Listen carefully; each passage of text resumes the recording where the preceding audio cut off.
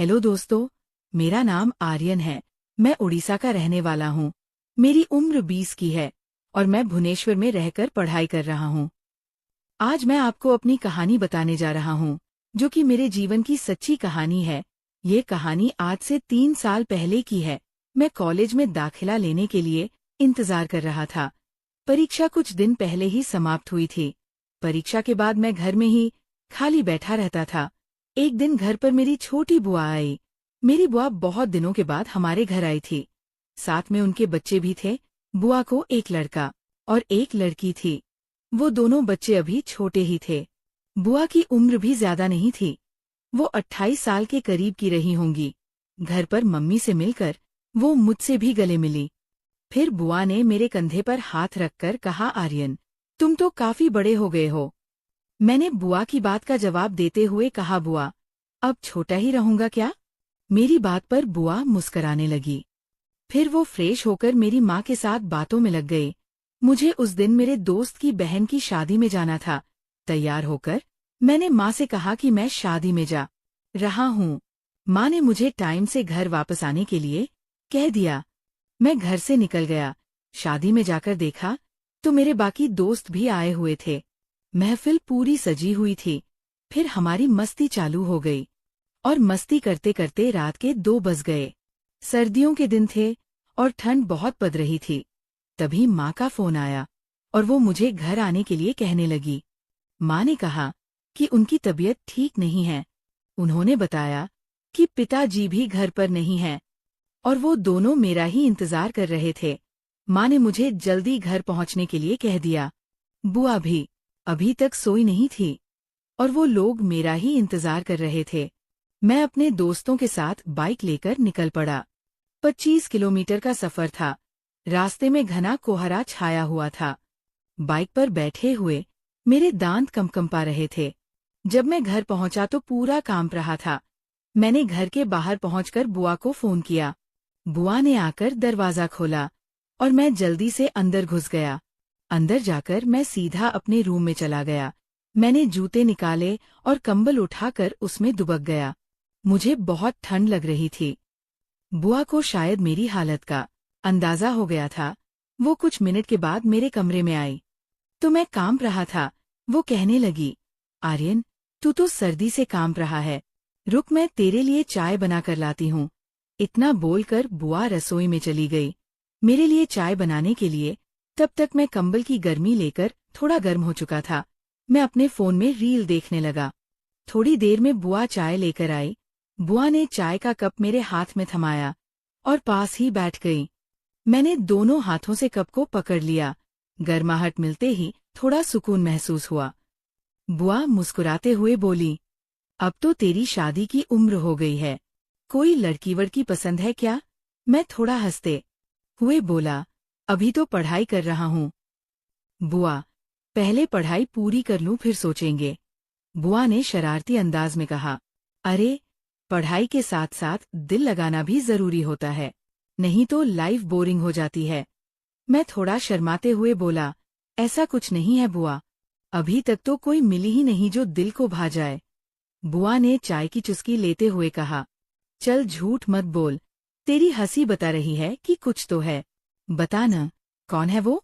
मैंने धीरे से जवाब दिया, बस एक दोस्त है, लेकिन अभी कुछ तय नहीं है।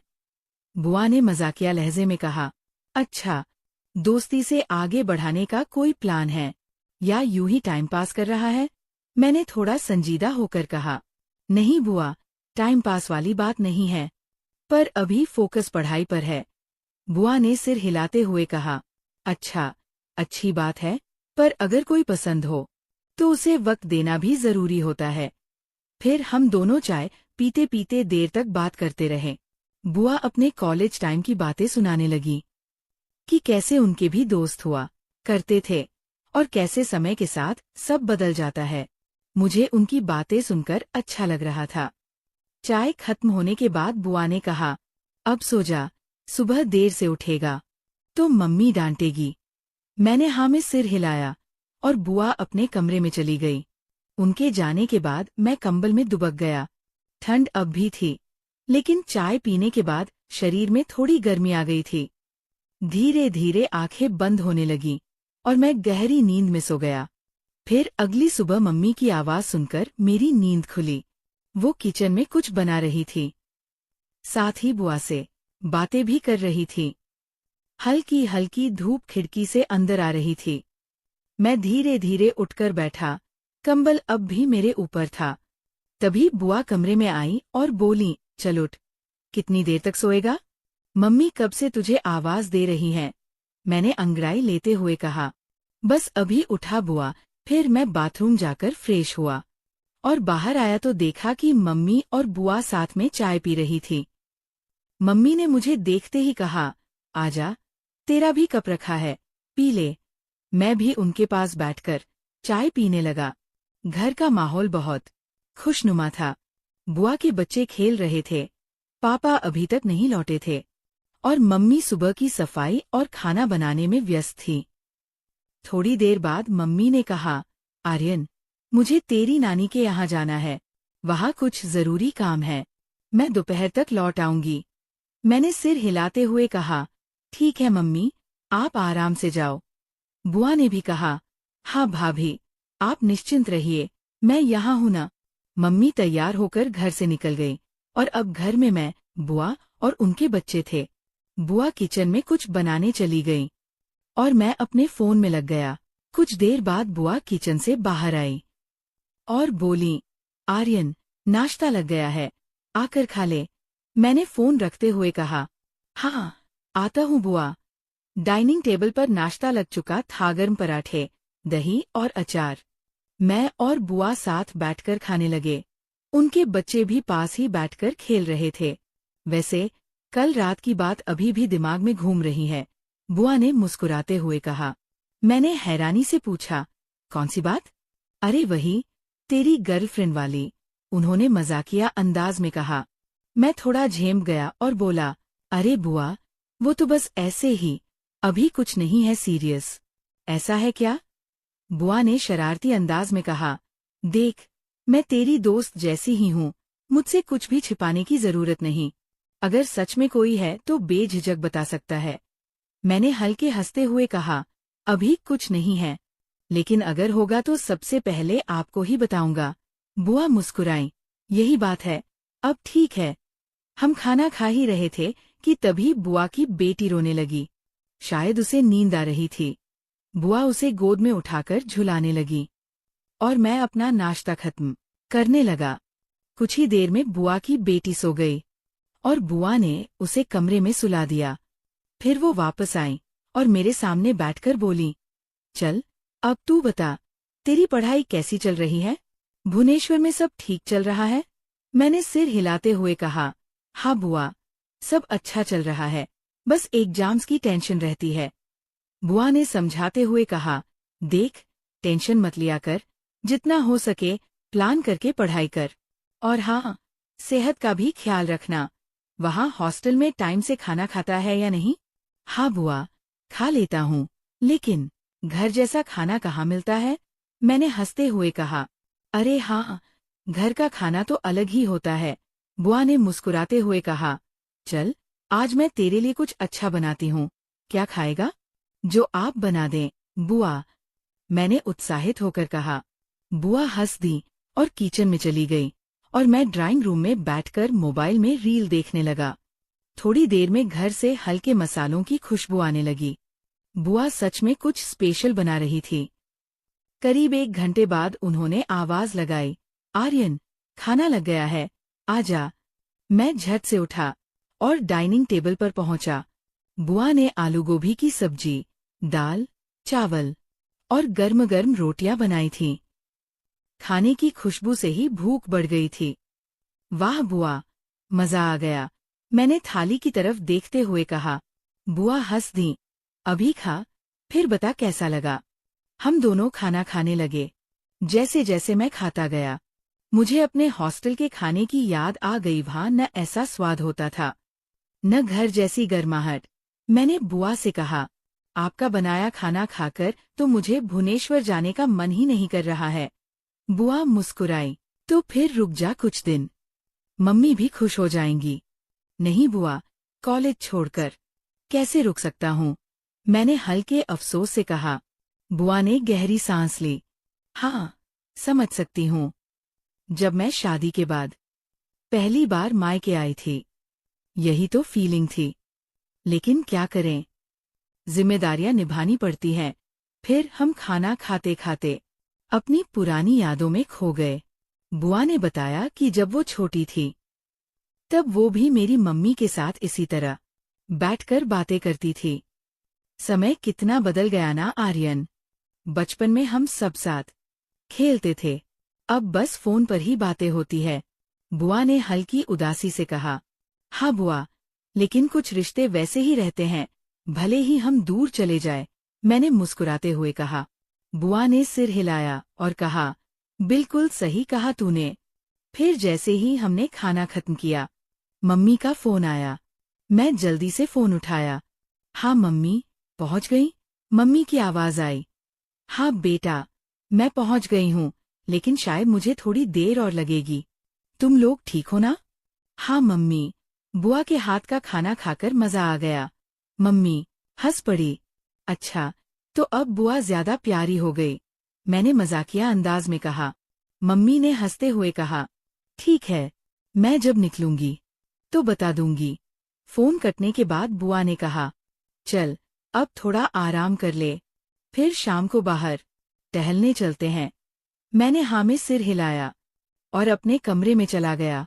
लेटते ही मुझे पता ही नहीं चला कब नींद आ गई। करीब 3 घंटे की नींद के बाद मेरी आँख खुली। बाहर से बुआ के बच्चों की खिलखिलाहट सुनाई दे रही थी। मैं उठकर बैठा और कमरे की खिड़की से बाहर देखा। सूरज ढलने लगा था, हल्की ठंडी हवा चल रही थी। मैंने एक लंबी अंगड़ाई ली और कमरे से बाहर आया। बुआ हॉल में बैठी चाय पी रही थी। मुझे देखते ही बोली, अच्छा, साहब जाग गए, नींद पूरी हुई? मैं हंसते हुए बोला, हाँ बुआ, घर की नींद ही अलग होती है। चल, फिर हाथ मुंह धो ले, मैं अभी चाय बना देती हूँ। मैं बाथरूम जाकर फ्रेश हुआ और लौट कर आया। तब तक बुआ ने मेरे लिए भी चाय बना दी थी। हम दोनों हॉल में बैठकर चाय पीने लगे। तो क्या कहते हो, बाहर टहलने चले? बुआ ने पूछा। हाँ, चले ना, वैसे भी शाम की ताज़ी हवा लेने का मजा ही अलग है, मैंने जवाब दिया। बुआ ने अपने बेटे को भी तैयार किया, जबकि उनकी बेटी अब भी सो रही थी। चलो, ज्यादा दूर नहीं चलते, बस गली के मोड़ तक और वापस आ जाएंगे। फिर हम दोनों घर से बाहर निकले। ठंडी हवा लगते ही शरीर में एक ताजगी सी महसूस हुई। सड़क पर कुछ लोग टहल रहे थे, कुछ बच्चे खेल रहे थे और गली के नुक्कड़ पर चाय की दुकान पर कुछ बुजुर्ग बैठे गपशप कर रहे थे। हम धीरे धीरे चलते हुए बातें कर रहे थे। बुआ ने कहा, भुवनेश्वर की भाग दौड़ में तुझे शायद ऐसी शामें कम ही नसीब होती होंगी। बिल्कुल सही पकड़ा बुआ, मैंने हंसते हुए कहा। भुवनेश्वर में हर कोई भाग रहा होता है, किसी के पास फुर्सत ही नहीं होती कि बस यूं ही बेफिक्री से टहला जाए। बुआ ने सिर हिलाया। जिंदगी अजीब होती है, जब हम छोटे होते हैं तो बस बड़े होने की जल्दी रहती है, और जब बड़े हो जाते हैं तो वो मासूमियत और फुर्सत ढूंढते हैं। मैंने सहमति में सिर हिलाया। सच कह रही हो बुआ, कभी कभी तो लगता है कि बचपन सबसे खूबसूरत समय था। बुआ हल्का मुस्कुराई। तेरी मम्मी भी यही कहती है। जब हम दोनों बचपन में साथ खेलते थे, अब हम बातें करते करते सड़क के दूसरे छोर तक पहुंच गए थे। हम दोनों वापस मुड़े और धीरे धीरे चलते हुए घर की ओर बढ़ने लगे। बुआ के चेहरे पर सुकून भरी मुस्कान थी और मैं भी खुद को हल्का महसूस कर रहा था। घर लौटने के कुछ देर बाद हम सब फिर से अपनी अपनी दिनचर्या में लग गए। बुआ अपने बच्चों को संभाल रही थी। तभी अचानक मम्मी का फोन आया। मैंने जल्दी से कॉल उठाई। आर्यन, बेटा, मैं आज रात नानी के यहाँ ही रुकने वाली हूँ। यहाँ कुछ जरूरी काम बाकी रह गया है और इतनी रात को अकेले लौटना सही नहीं लगेगा। मैंने हल्की हैरानी से पूछा, अच्छा, तो पापा कब तक आएंगे? पापा को आने में अभी 1-4 दिन और लग सकते हैं, इसलिए आज रात तुम और बुआ ही घर पर रहोगे। मम्मी की आवाज में हल्की चिंता थी।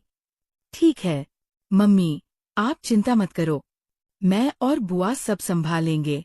मैंने उन्हें भरोसा दिलाया। बुआ भी पास ही खड़ी थी।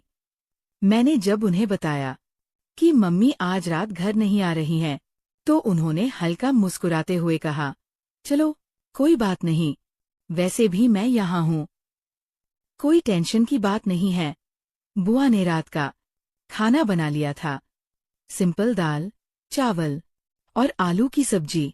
हम दोनों ने साथ बैठकर खाना खाया और बातें करने लगे। तो आर्यन, कल क्या प्लान है? तू यहाँ कितने दिन रुकेगा? बुआ ने पूछा। अभी कुछ तय नहीं है, लेकिन ज्यादा दिन तो नहीं रुक सकता। वापस भुवनेश्वर जाकर पढ़ाई भी करनी है। बुआ हल्का मुस्कुराई। समझ सकती हूँ, लेकिन जितना समय यहाँ अच्छे से बिता लेना। मम्मी पापा को भी तेरा साथ कम ही मिलता है। मैंने सहमति में सिर हिलाया। रात के करीब 12 बज चुके थे। बुआ के बच्चे सो चुके थे और पूरा घर एकदम शांत था। मैं अपने फोन में लगा हुआ था। तभी बुआ ने कमरे में झांककर कहा, आर्यन, नींद नहीं आ रही क्या? अभी नहीं बुआ, बस ऐसे ही फोन देख रहा था। अच्छा, तो चल थोड़ी देर बैठकर बातें करते हैं। वैसे भी इतने दिनों बाद तुझसे खुलकर बातें करने का मौका मिला है। बुआ किचन में गई और 2 कप दूध ले आई। हम दोनों हॉल में बैठकर धीरे धीरे दूध पीने लगे। बाहर हल्की ठंडी हवा चल रही थी और माहौल बहुत शांत था। तो भुवनेश्वर की लड़कियां कैसी होती हैं? बुआ ने अचानक मजाकिया अंदाज में पूछा। मैं हंस पड़ा। अरे बुआ, लड़कियां तो हर जगह एक जैसी होती है, फर्क तो इंसान की सोच का होता है। बुआ भी हंस दी। बिल्कुल सही कहा तूने, लेकिन सुना है वहां दोस्ती जल्दी बनती है और जल्दी टूट भी जाती है। मैंने थोड़ा सोचा और जवाब दिया, हाँ, ये तो सही बात है। वहां हर कोई अपने करियर और लाइफ में इतना बिजी है कि किसी के पास रिश्तों को गहराई से निभाने का समय ही नहीं होता। बुआ ने धीरे से सिर हिलाया। समय के साथ चीजें बदल जाती है आर्यन। जब मैं कॉलेज में थी, तब दोस्ती और रिश्तों की अहमियत अलग थी। अब सब कुछ इंस्टेंट हो गया है। इंस्टेंट प्यार, इंस्टेंट ब्रेकअप, इंस्टेंट दोस्ती। मैं उनकी बातों को ध्यान से सुन रहा था। सच में, आजकल हर चीज इतनी तेज हो गई है कि लोग टिककर किसी चीज को जी ही नहीं पाते। रात गहराती जा रही थी, लेकिन हमारी बातें खत्म होने का नाम नहीं ले रही थीं। बाहर हल्की ठंडी हवा चल रही थी और घर के अंदर भी ठंड बढ़ गई थी। मैं और बुआ अब भी बातें कर रहे थे, लेकिन अचानक मुझे हल्की कंपकंपी महसूस होने लगी। अरे आर्यन, तुझे ठंड तो नहीं लग रही? बुआ ने चिंता से पूछा। मैंने सिर हिलाते हुए कहा, नहीं बुआ, बस हल्का अजीब सा लग रहा है। मुझे लगा कि शायद ठंडी हवा लग गई है, लेकिन धीरे धीरे मेरी तबीयत और खराब होने लगी। शरीर में अजीब सी कमजोरी महसूस होने लगी और हल्का सिर भारी लगने लगा। बुआ ने गौर किया कि मेरा चेहरा थोड़ा फीका पड़ गया है। उन्होंने तुरंत उठकर मेरे माथे पर हाथ रखा और बोली, आर्यन, तेरा माथा तो हल्का गर्म लग रहा है, कहीं बुखार तो नहीं आ रहा? मैंने धीमे स्वर में कहा। शायद हाँ बुआ, थोड़ा अजीब महसूस हो रहा है। बुआ घबराई नहीं, बल्कि तुरंत किचन की तरफ गई और गर्म पानी लेकर आई। चल, पहले ये पी ले, फिर तुझे दवाई भी दे देती हूँ। मैंने धीरे धीरे गर्म पानी पिया, जिससे थोड़ा आराम महसूस हुआ। बुआ ने अलमारी से एक दवा निकाली और दी। ये ले, ये बुखार की दवा है, मम्मी ने पहले से रखी हुई थी। ले ले, नहीं तो रात को ज्यादा तबीयत खराब हो जाएगी। मैंने दवा ली और बिस्तर पर लेट गया। बुआ ने मुझे एक और कंबल ओढ़ा दिया और कहा, आराम से लेट जा, मैं यहीं बैठी हूँ। कोई जरूरत हो तो बस बोल देना। दवाई लेने के कुछ देर बाद मुझे हल्की नींद आने लगी, लेकिन मैं अभी भी पूरी तरह सो नहीं पाया था। हल्की रोशनी में मैंने देखा कि बुआ अब भी पास बैठी थी। वो बार बार मेरी ओर देख रही थी, जैसे मेरी तबीयत की निगरानी कर रही हों। मैंने धीरे से कहा, बुआ, आप भी सो जाइए ना, आप भी तो थक गई होंगी। बुआ ने हल्की मुस्कान के साथ कहा, अरे, तुझे देखे बिना कैसे सो जाऊं? तू ठीक रहेगा, तभी मैं चैन से सो पाऊंगी। उनकी बातों में माँ जैसी ममता थी। मैं कुछ कह नहीं पाया, बस हल्का मुस्कुरा दिया। लेकिन बुआ की आंखों में भी अब थकान साफ दिख रही थी। थोड़ी देर बाद शायद उन्हें भी एहसास हुआ कि वो भी काफी थक चुकी है। उन्होंने तकिया ठीक किया और बोली, ठीक है, मैं यहीं तेरे पास बैठकर थोड़ी देर आंखें बंद कर लेती हूँ। लेकिन अगर कुछ भी लगे तो मुझे तुरंत उठा देना। मैंने हल्की आवाज में कहा, ठीक है बुआ। बुआ ने वही बिस्तर पर एक तरफ तकिया रखा और धीरे धीरे लेट गई। कुछ ही देर में उनकी आंखें भी बंद होने लगी। शायद पूरे दिन की थकान और मेरी देखभाल की चिंता ने उन्हें भी थका दिया था। रात गहरी होती जा रही थी। पूरे घर में बस घड़ी की हल्की टिक टिक की आवाज आ रही थी। बुआ मेरे पास लेटी थी। उनकी सांसों की हल्की आवाज सुनाई दे रही थी। इससे एक अजीब सा सुकून महसूस हो रहा था, जैसे कोई अपना पास हो। कुछ ही देर में मैं भी नींद में डूब गया। उस रात न कोई बेचैनी थी, न कोई अकेलापन, बस बुआ का वही अपनापन और देखभाल का एहसास था, जो मुझे एक माँ जैसी ही शांति दे रहा था। रात जैसे तैसे गुजर गई। दवाई का असर हुआ था, जिससे बुखार थोड़ा कम हो गया था, लेकिन शरीर अभी भी थोड़ा भारी लग रहा था। सुबह की हल्की रोशनी खिड़की से अंदर आ रही थी।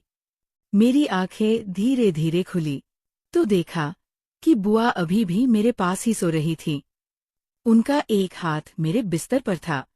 शायद रात में मेरी तबीयत देखते देखते ही वहीं सो गई थी। चेहरे पर हल्की थकान झलक रही थी। मुझे याद आया कि उन्होंने रात भर मेरी देखभाल की थी और खुद ठीक से आराम भी नहीं किया था।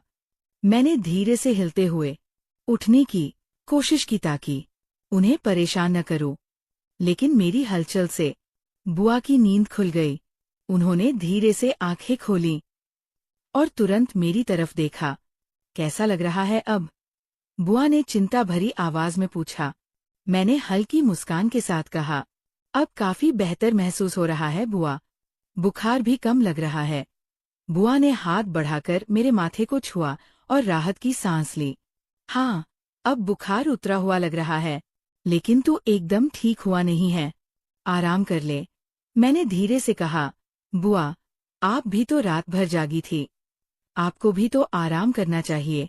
बुआ हल्का हंसी और बोली, अरे, माँ जैसी हूँ तेरी, तुझे ठीक देखकर ही आराम मिलेगा। ये कहकर बी बुआ उठकर किचन की तरफ चली गईं और मेरे लिए हल्का गर्म पानी और चाय बना लाई। उन्होंने मुझे चाय देते हुए कहा, इसे पी ले, शरीर को गर्मी मिलेगी, और नाश्ते में कुछ हल्का बना देती हूँ। मैंने चाय का एक घूंट लिया और महसूस किया कि सच में शरीर को राहत मिल रही थी। मैंने बुआ की तरफ देखा और हल्के अंदाज में कहा, बुआ, आपको भी आराम करना चाहिए। आप भी बैठकर चाय पी लो। बुआ मुस्कुराई और बोली, अच्छा बाबा, तेरी जिद के आगे हार गई। मैं भी चाय पी लेती हूँ। हम दोनों चाय पीते पीते सुबह की हल्की फुल्की बातें करने लगे। वो एक सामान्य सुबह थी, लेकिन उस सुबह में एक अलग ही अपनापन था। ऐसा लग रहा था जैसे बुआ के रूप में मुझे माँ की गैर मौजूदगी में वही प्यार और देखभाल मिल रही थी। थोड़ी देर बाद बुआ ने हल्का दलिया और फल काटकर प्लेट में रखे और कहा, ले, पहले ये खा ले, फिर आराम कर लेना। मैंने मुस्कुराकर कहा, बुआ, आप बहुत अच्छी हो। बुआ हंस पड़ी और बोली, अच्छा अच्छा, अब तारीफ करना बंद कर। और धीरे धीरे नाश्ता करने लगा। सुबह का नाश्ता करने के बाद मैं थोड़ा बेहतर महसूस कर रहा था। बुआ अब भी मेरे पास ही बैठी थी, ये सुनिश्चित करने के लिए कि मैं पूरा नाश्ता कर लूं। तभी दरवाजे की घंटी बजी। बुआ ने दरवाजा खोला तो देखा कि मम्मी आ चुकी थी। उनके चेहरे पर हल्की थकान थी, लेकिन जैसे ही उन्होंने मुझे देखा, उनकी आंखों में चिंता साफ झलकने लगी। आर्यन, तू ठीक है ना? मम्मी ने आते ही घबराए हुए स्वर में पूछा। मैंने कहा कि हाँ मम्मी, रात को थोड़ा बुखार आ गया था, लेकिन अब ठीक महसूस कर रहा हूँ। मम्मी ने तुरंत पास आकर मेरे माथे पर हाथ रखा, फिर मेरी हथेलियां पकड़कर कहा, मुझे पता होता कि तेरी तबीयत खराब हो जाएगी तो मैं कभी वहां नहीं रुकती।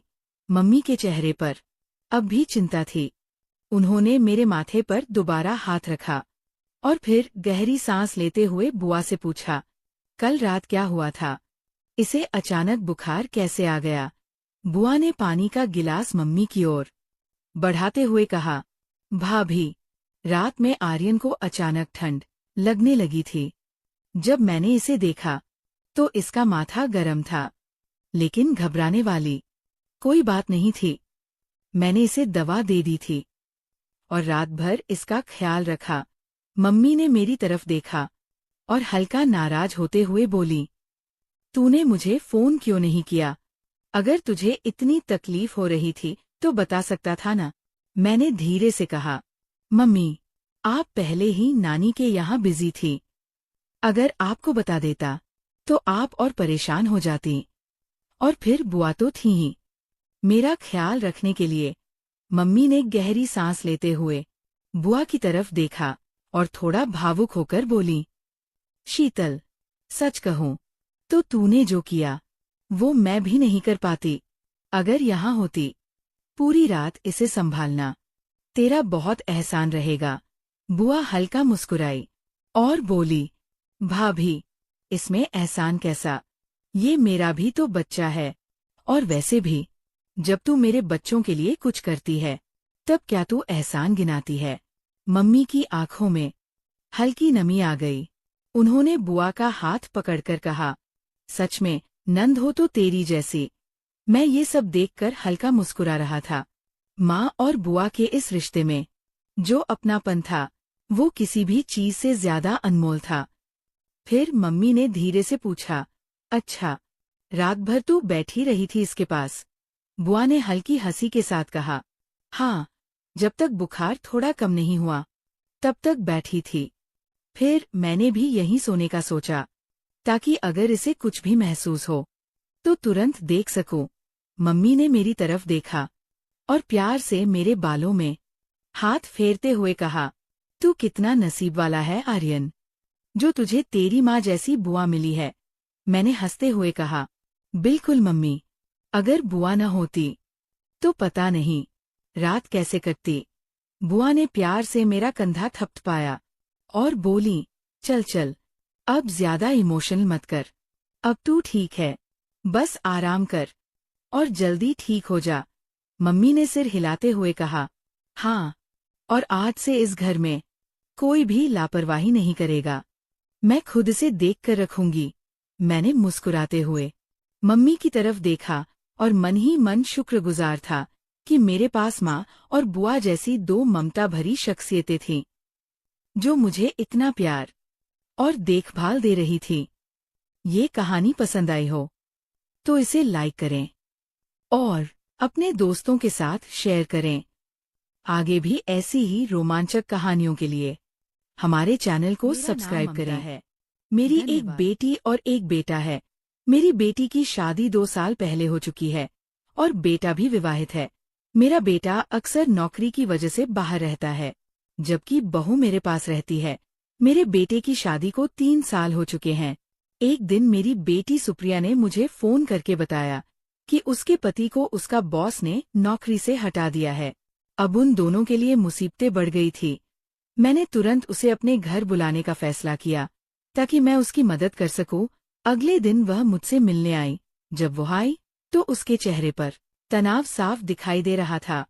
मैंने उन्हें कहा कि जब तक दामाद को नई नौकरी नहीं मिल जाती तब तक वे मेरे साथ रह सकते हैं। लेकिन इसके बाद मेरी बहू की सुप्रिया के प्रति सहानुभूति कम होने लगी। एक दिन मैंने बहू को गुस्से में कहा कि अगर उसे मेरी बेटी से परेशानी है तो उसे अपने घर चली जाना चाहिए। मेरे ये कहने पर उसे बहुत गुस्सा आया और उसने तुरंत अपनी बैग भरकर अपने घर जाने का निर्णय लिया। उसके जाने के बाद मेरी बेटी घर में पहले की तरह सहज हो गई। कुछ दिनों बाद दामाद अचानक मेरी कमरे में आए। उस समय मैं अपनी अलमारी में कपड़े निकाल रही थी क्योंकि मुझे एक दोस्त की बेटा की शादी में जाना था। मैंने कुछ साड़ियां अलग रखी थी और जब मैं एक साड़ी के ब्लाउज को ट्राई कर रही थी तभी दामाद बिना दरवाजा खटखटाया कमरे में आ गए। उन्हें देखकर मैंने तुरंत अपना चेहरा पीछे कर लिया। ये सब बहुत अनपेक्षित था और मुझे लगा कि इससे मुझे और दामाद दोनों को असहज महसूस हो रहा है। मैंने जल्द से जल्द अपने आप को ठीक कर लिया और जैसे ही मैंने साड़ी को समेटा मैंने दामाद की ओर मुड़कर देखा। घर में बहू के साथ अकेले रहने के कारण मैं दरवाजा लॉक करने की आदत नहीं रखती थी, इसलिए दरवाजा हमेशा खुला रहता था। आज भी मैंने दरवाजा ठीक से नहीं बंद किया था। जैसे ही मैंने दामाद की ओर मुड़ा देखा कि वे मेरे बेड के पास खड़े थे। दामाद ने कहा, सासू माँ, मैं अचानक आपके कमरे में आ गया, इसके लिए माफ कीजिए। उन्होंने माफी मांगने के बाद मुझसे थोड़ा दूरी बनाते हुए कहा, सासू माँ, आप जो कुछ भी मेरे और सुप्रिया के लिए कर रही है, ये सच में बहुत बड़ी बात है। आजकल तो दामाद को घर में ठिकाना देने वाली सिर्फ माताएं ही होती हैं, लेकिन आप मुझे अपने बेटे की तरह संभाल रही हैं। चिंता मत करें, मैं ज्यादा दिन यहाँ नहीं रहूंगा। आखिरकार मैं इस घर का दामाद हूँ और दामाद को ससुराल में ज्यादा दिन रहना शोभा नहीं देता। मैं जल्दी से जल्दी नौकरी की तलाश में हूँ। मैंने दामाद से कहा, दामाद, आपको मुझे धन्यवाद कहने की जरूरत नहीं है। और हाँ, आप इस घर के इकलौते दामाद हैं। आपको कोई शर्म नहीं होनी चाहिए। इस घर में आप अपने आप को पूरी तरह से अपना समझे। मेरी बात सुनकर दामाद ने मुझे अचानक गले लगा लिया और कहा, सासू माँ, मैं आपके इस उपकार का कितना कर्ज चुकाऊंगा ये मुझे भी नहीं पता। जब दामाद ने मुझे गले लगाया मैं चौंक गई। आखिरकार वे मेरे दामाद थे और हमारा रिश्ता इतना खुला नहीं था। मैंने सोचा कि ये नई पीढ़ी की सोच हो सकती है जिसमें दामाद अपनी सांस से बिना झिझक बातचीत करते हैं। धीरे धीरे मेरे मन में कुछ अनचाही बातें आने लगी। मुझे ऐसा लगने लगा कि सुप्रिया और दामाद के बीच कुछ ठीक नहीं था। एक रात जब मैं सुप्रिया के कमरे से निकल रही थी तो मुझे उसके कमरे से बड़बड़ा की आवाज सुनाई दी। मुझे यकीन था कि उनके बीच कुछ विवाद चल रहा है। ये सुनकर मैं सीधे उनके कमरे में गई। वहां जाकर मैंने देखा कि सुप्रिया अपने पति को उल्टा सीधा बोल रही थी। उसने कहा, 20 दिन हो गए लेकिन इस आदमी ने अभी तक नई नौकरी नहीं पाई। पूरे दिन घर पर बैठकर क्या कर रहा है? घर में रहकर मेरे पति का सिर खराब हो गया है और अब वह मुझसे तेल की मालिश की मांग कर रहा है। मैं इस बेकार इंसान की मालिश नहीं करूंगी।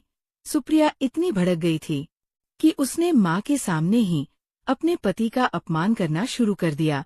इस पर मैंने सुप्रिया को डांटते हुए कहा, सुप्रिया, थोड़ा अपने शब्दों का ध्यान रखो। दामाद को एक ना एक दिन नौकरी मिलेगी। ये कठिन समय भी बीत जाएगा। इस समय में तुम्हें अपने पति का मानसिक समर्थन करना चाहिए।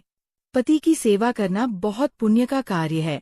मेरी बात सुनकर सुप्रिया ने कहा, माँ, अगर तुम्हारा दामाद इतना प्यारा लगता है तो तुम उसे तेल की मालिश क्यों नहीं कर देती? मैं उसे कुछ कहने ही वाली थी कि दामाद ने मेरा हाथ पकड़ लिया और मुझे कमरे से बाहर ले जाने लगे। उन्होंने कहा, सासू माँ, मैं सुप्रिया की चिड़चिड़ाहट को समझ सकता हूँ। मेरे जैसे व्यक्ति को घर में बैठना शोभा नहीं देता, लेकिन मैं भी क्या करूँ? मेरे पूरे प्रयास के बावजूद मेरी किस्मत खराब है। उनकी बात करते करते दामाद की आंखों में आंसू भी आ गए थे। मैंने कहा, दामाद जी, आप हिम्मत मत हारिए, सब कुछ ठीक होगा। फिर मैंने कहा, आप इस बेड के किनारे बैठिए, मैं आपको तेल की मालिश करके देती हूँ, इससे आपका मन शांत हो जाएगा। और आप अच्छी नींद ले सकेंगे। मैंने दामाद की सिर की मालिश करनी शुरू की। कुछ ही मिनटों में दामाद ने मेरा हाथ पकड़ लिया और उसे अपने कंधे पर घुमाने लगे और कहा, सासू माँ, आपके हाथों में सच में जादू है। कुछ ही मिनटों में मेरे सिर का तनाव दूर हो गया। क्या आप मेरी गर्दन पर भी थोड़ा तेल लगाकर मालिश कर देंगी? जब मैंने उनके कंधे पर हाथ फेरा तो मुझे थोड़ी लाज महसूस हुई। मैंने ये बहाना किया कि मेरा हाथ दुखता है और तुरंत उनसे थोड़ा दूर हो गई। कुछ दिनों में दामाद को नौकरी मिल गई। नौकरी मिलने के 5 दिन बाद मेरी बेटी ने मुझे बताया कि वह गर्भवती है। दामाद की नौकरी लगते ही मेरी बेटी और दामाद अपने घर जाने की तैयारी कर रहे थे, लेकिन मैंने उन्हें 1 सप्ताह और घर पर रुकने के लिए मनाया। मुझे अपनी बेटी की खुशखबरी सुनने में बहुत आनंद आ रहा था। मेरी बेटी की खुशखबरी सुनकर मैंने ठान लिया कि मुझे उसे और कुछ दिनों के लिए अपने पास रखना चाहिए, लेकिन उस 1 सप्ताह में मैंने देखा कि सुप्रिया की हालत ठीक नहीं थी। मेरी बेटी और दामाद दोनों अलग रहते थे और सुप्रिया की ये हालत देखकर मैं उसे अकेले नहीं जाने दे सकती थी। मेरे मन में सवाल था कि क्या वो अकेले अपने पति के लिए घर के काम कर पाएगी। इसीलिए मैंने तय किया कि जब तक सुप्रिया ठीक नहीं हो जाती तब तक उसे कुछ दिनों के लिए मेरे पास रहना चाहिए। दिन बीतते गए और दामाद ऑफिस जाने लगे। सुबह सुबह मैं उनके लिए टिफिन बना रही थी। जिस तरह से मैं दामाद का ख्याल रख रही थी, उन्होंने भी मेरा ख्याल रखना शुरू किया। शाम को जब दामाद ऑफिस से थक कर लौटते, तब भी वे रात के खाना बनाने में मेरी मदद करने आते थे। देखते देखते मेरी बेटी और दामाद के यहाँ आए 3 महीना हो गया था। गर्भावस्था के कारण मेरी बेटी को मूड स्विंग्स होने लगे थे। दामाद को इसके बारे में ज्यादा जानकारी नहीं थी और इसी वजह से उनके बीच झगड़े होने लगे थे। हर दिन मैं उनकी बहस सुनती थी, लेकिन मैंने सोचा कि ये तो सामान्य पति पत्नी की बातें हैं, इसलिए मैंने ज्यादा ध्यान नहीं दिया। लेकिन एक दिन दामाद रात में मेरे कमरे में आए और कहने लगे, सासू माँ, अब मैं सुप्रिया के साथ एक ही कमरे में एक बेड पर नहीं सो सकता, क्योंकि अगर मेरे हाथ का भी स्पर्श होता है तो वो तुरंत चिड़चिड़ा जाती है। उसकी इस चिड़चिड़ाहट के कारण मुझे रात भर अच्छी नींद नहीं आती। पिछले 4 दिनों से ऑफिस में काम करते करते मेरी आंखें भी भारी हो गई है। मैंने दामाद से कहा, दामाद, सुप्रिया जिस स्थिति में है, कभी कभी महिलाओं का चिड़चिड़ापन बढ़ जाता है, तुम्हें उसे समझना चाहिए। मैंने दामाद को सलाह दी कि उन्हें अपनी पत्नी को समझना चाहिए, लेकिन उन्होंने कहा, मैं उसे समझता हूँ, लेकिन अब मेरे आराम का भी सवाल है। अगर मैंने ठीक से आराम नहीं किया तो मैं नौकरी सही से नहीं कर पाऊंगा। फिर उन्होंने कहा, सासू माँ, अगर आपको कोई दिक्कत नहीं हो तो क्या मैं आज से आपके कमरे में सो सकता हूँ? मैंने तुरंत हाँ नहीं कहा, लेकिन मैंने देखा कि दामाद के पास मुझसे मदद मांगने के अलावा कोई और विकल्प नहीं था। इसलिए मैंने बिना किसी संदेह के उन्हें मेरे कमरे में सोने की अनुमति दे दी। मैंने सोचने में समय लगाया कि दामाद का मेरे कमरे में सोने का इरादा क्या था। उस रात जब दामाद मेरे कमरे में सोए तो मैंने रात भर नींद नहीं पाई, क्योंकि इससे पहले मैंने कभी दामाद के पास रात नहीं बिताई थी। दामाद के कमरे में होने की वजह से मैंने चेंज नहीं किया और साड़ी में ही सो गई। रात भर साड़ी पहने रहने की वजह से मुझे नींद नहीं आई। अगली रात जब मैं सोने जा रही थी तब उन्होंने कहा, सासू माँ, कल रात आप सो नहीं पाए, मुझे पता है। मैंने आपको पहले भी गांव में देखा है। आपको मुझे लजाने की जरूरत नहीं है। अगर आपको रात भर साड़ी पहनने में दिक्कत हो रही है तो आप रोज की तरह नाइटी पहन सकती है। मुझे मानिए, मैं आपका दामाद नहीं बल्कि आपका बेटा हूँ। ये सच था कि रात भर साड़ी पहनने के कारण मुझे नींद नहीं आई थी और आज मैं नहीं चाहती थी कि फिर से रात भर जागते रहूं। इसलिए मैंने कपड़े बदल लिए। जब मैं चेंज होकर आई तो दामाद ने मुझे नाइटी में देखकर कहा, सासू माँ, इस कपड़े में आप बिल्कुल भी मेरी सासू माँ की तरह नहीं लग रही है। आपने खुद को बहुत अच्छे से सजा रखा है। उनकी इस बात पर मैंने मुस्कुराते हुए अपनी जगह पर सोने चली गई। अगले दिन सुबह मैंने नाश्ता किया और किचन में बर्तन साफ करके नहाने के लिए बाथरूम गई। जैसे ही मैं बाथरूम में गई, साबुन के पानी पर मेरे पाँव फिसल गए और मैं जमीन पर गिर गई। गिरते ही मेरी कमर में दर्द होने लगा और मुझे उठने में परेशानी होने लगी। मैंने सुप्रिया को आवाज दी, लेकिन वह अपने कमरे से नहीं आई। फिर दामाद दौड़ते हुए मेरे कमरे में आए। उन्होंने मुझे बाथरूम में गिरा हुआ देखकर तुरंत अंदर आए और मुझे उठाकर अपने बेड पर ले गए। उस समय मेरी कमर में बहुत दर्द हो रहा था। दामाद ने तुरंत मेरे लिए गर्म पानी की बोतल लाकर दी। मैंने देखा कि वे ऑफिस के लिए निकले थे, लेकिन मेरी मदद करते समय उन्होंने अपने ऑफिस के कपड़ों को भी भिगो दिया। दामाद ने मुझे मदद करते समय एक पल के लिए भी पीछे मुड़कर नहीं देखा। सुप्रिया कुछ समय बाद मेरी कमरे में आई, लेकिन चूंकि वो गर्भवती थी, वह मेरी मदद नहीं कर पाई। मेरी बेटी के आने का इंतजार करने के बजाय दामाद ने मेरी मदद की। उन्होंने मुझे अस्पताल ले जाने की कोशिश की, लेकिन मैंने उनसे कहा कि कुछ दिनों में मेरा दर्द ठीक हो जाएगा, थोड़े आराम से सब सही हो जाएगा। मेरी बात सुनकर दामाद रुक गए और ऑफिस जाते समय सुप्रिया से कहा, जब तक मैं घर नहीं आता, सासू माँ का ध्यान रखना। शाम को घर वापस आने पर दामाद ने खुद ही खाना बनाया, क्योंकि सुप्रिया को परेशानी हो रही थी। इस वजह से वो किचन में कदम नहीं रख पा रही थी। रात में जब दामाद मेरे कमरे में सोने के लिए आए, तो मैंने देखा कि मैं अपनी कमर को पकड़कर बैठी हुई थी। दामाद ने बाम लेकर आए और कहा, सासू माँ, मैं आपको थोड़ा बाम लगा दूं, इससे आपका दर्द थोड़ा ठीक हो जाएगा। मुझे दामाद से मदद मांगने में झिझक हो रही थी, लेकिन उन्होंने बहुत जोर दिया। उन्होंने कहा, सुप्रिया तो गर्भवती है, इसलिए वो आपकी ज्यादा सेवा नहीं कर पाएगी। ये सब भगवान ने आपके दामाद को आपकी सेवा करने के लिए ही किया है। मैंने लाख कोशिश की कि मैं दामाद से मदद ना लूं, लेकिन उन्होंने मुझे बाम लगाना शुरू किया। जिस तरह से उन्होंने मेरे कमर पर हाथ से बाम लगाया, वो सब कुछ अलग सा लग रहा था। धीरे धीरे मुझे नींद आने लगी। जब बार बार दामाद का स्पर्श होता तो मैं समझ नहीं पाई। आधी रात जब मेरी आँख खुली तो मैंने देखा कि दामाद मेरे बहुत करीब सोए हुए हैं। इतना ही नहीं, बल्कि हमारी दोनों की चादर भी एक हो गई थी। ये सब देखकर मैंने तुरंत दामाद से दूर जाने की कोशिश की, लेकिन इधर उधर सरकते समय मेरी कमर फिर से दर्द करने लगी और मेरे मुंह से आवाज निकल गई। मेरी आवाज सुनते ही दामाद जाग गए। मुझे ऐसा लगा जैसे वो पहले से ही सोने का नाटक कर रहे थे। मैंने उन्हें तिरस्कार से देखा, लेकिन फिर भी उनके व्यवहार पर ध्यान नहीं दिया। अगले दिन जब मुझे खांसी आई तो दामाद ने तुरंत मेरी पीठ पर हाथ फेरना शुरू कर दिया। मेरी खांसी खत्म हो गई, लेकिन उनका हाथ मेरी पीठ पर आज भी वैसा ही था।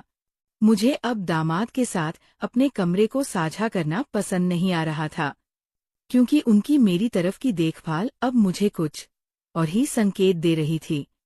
दूसरे दिन दोपहर में जब सुप्रिया मेरी कमरे में आई तो मैंने उससे कहा कि मैं तुम्हारी बहू को घर बुलाने वाली हूँ।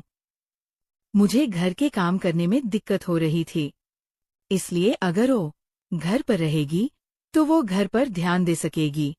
इस पर सुप्रिया ने कहा, माँ, पिछले कुछ दिनों से तुम्हारा दामाद तुम्हारे बजाय तुम्हारा ज्यादा ख्याल रख रहा है, फिर भी आप अपनी बहू और बच्चे को क्यों बुलाना चाहती है?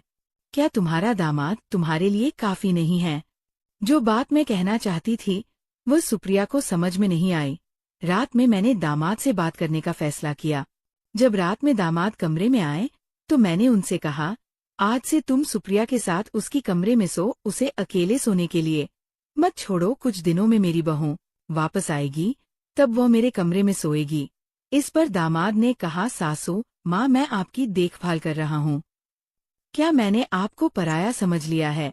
इतना कहकर वे कमरे से बाहर निकल गए। शायद उन्हें मेरी बात पर नाराजगी हुई थी। तब मैं धीरे धीरे कदम बढ़ाते हुए दामाद को समझाने के लिए अपनी कमरे से बाहर निकली। दामाद सुप्रिया के कमरे में थे और जैसे ही मैं उनके कमरे के बाहर गई, मैंने उनकी और मेरी बेटी की बातें सुनी। मेरी बेटी कह रही थी, अर्जुन, तुमसे तो कुछ भी काम नहीं हो रहा है, पिछले कुछ दिनों से मैं सब कुछ कर रही हूँ, और अब तक मेरी माँ की नज़र में तुम अपनी छवि बनाने में असफल हो गए हो। दामाद चुप थे, और मेरी बेटी आगे बोली, क्या तुम्हें याद है कि हमें इस घर को अपने नाम पर करवाना है? तुम्हारी पेंशन में मैं अपना हिस्सा नहीं देख सकती। तुम्हारे परिवार में तो 2 कमरे हैं, और तुम्हारी माँ के पास भी 2 घर हैं। मैं चाहती हूँ कि कम से कम एक घर मेरे नाम पर हो, और इसके लिए मुझे किसी भी विवाद का सामना नहीं करना पड़ रही है। उसने कहा, माँ ने भैया और भाभी को घर बुलाने के बारे में मुझसे बात की थी। अगर वे दोनों घर आए तो पूजा तुरंत मेरे झूठ को पकड़ लेगी, और यदि एक बार हम माँ के सामने झूठ पकड़े गए तो ये घर हमारा रह नहीं जाएगा। उनकी बातें सुनकर मैं चौंक गई। उन्होंने पिछले कुछ दिनों से मेरे प्रति जो चिंता दिखाई थी, वह सब एक दिखावा था। मेरी बेटी ने खुद को गर्भवती बताकर मेरी भावनाओं से खेल किया था, ताकि वह अपने मायके का हिस्सा ले सके। मैं शांति से वहां से अपने कमरे में चली गई। कुछ समय बाद मैंने नकारने के बावजूद देखा कि दामाद फिर से मेरे कमरे में सोने आ गए। अगले दिन नाश्ते के समय बेटे और बहू को देखकर दामाद और सुप्रिया हैरान रह गए। सुप्रिया ने पूछा, माँ तुमने उसे यहाँ क्यों बुलाया? मैंने सोचा कि अब मुझे अपनी बात स्पष्ट करनी चाहिए। मैंने सुप्रिया के पास जाकर कहा, मैंने रात को तुम्हारे और दामाद के बीच की बातें अपने कानों से सुनी है। तुम दामाद की छवि को लेकर भगवान से प्रार्थना करने लगी थी, जबकि तुमने अपनी बहू को झूठा साबित किया है। इतने दिनों से जो बहू मेरी देखभाल कर रही थी, उसे बिना किसी विश्वास के यहाँ से भगा दिया। तुम मेरी खुद की बेटी हो, लेकिन इस प्रॉपर्टी के लिए तुमने मेरे खिलाफ साजिश की। पैसे के लिए तुमने रिश्तों को भुला दिया। मैंने उन्हें कहा, इस घर की एक ईंट भी तुम्हारे नाम पर नहीं होगी। जो भी मेरी देखभाल करेगा, यही प्रॉपर्टी उसकी होगी। मैं गलत थी जो मैंने शादीशुदा बेटियों को बार बार अपने मायके बुलाया। माँ बाप खर्च करते हैं, लेकिन लड़कियों का कर्तव्य खत्म नहीं होता। जब भी उनकी बात आती है, वे हमेशा पूछती है, हमारे लिए क्या किया? मैंने सोचा तुम जैसी लालची के विचार में मुझे कोई बदलाव नहीं दिखता, लेकिन मैं ये कर सकती हूँ कि तुम्हें अपने से दूर रखूं। आज से मुझे तुम्हारा चेहरा भी नहीं देखना। तुम्हारी वजह से मैं अपने बेटे और बहू को दूर कर रही थी, लेकिन ये हमेशा सच नहीं होता। मैंने समझ लिया है कि दामाद परायों जैसे होते हैं, लेकिन यदि बेटियां भी ऐसे व्यवहार करने लगे तो माँ बाप को क्या सोचना चाहिए? पैसे और जालसाजी से मिली संपत्ति कभी सुख नहीं दे सकती। असली संपत्ति होती है एक खुश परिवार, जहाँ भाइयों और बहनों के बीच प्यार होता है, ना कि जलन। मुझे लगता है कि अब के समय में रिश्तों से ज्यादा पैसा और संपत्ति महत्व रखती है। तो ये थी हमारी आज की छोटी सी कहानी। आपको ये कहानी कैसी लगी? कमेंट करके जरूर बताएं। अगर आपको ये कहानी पसंद आई हो तो इसे लाइक करें और अपने दोस्तों के साथ शेयर करें। आगे भी ऐसी ही रोमांचक कहानियों के लिए हमारे चैनल को सब्सक्राइब करें। धन्यवाद।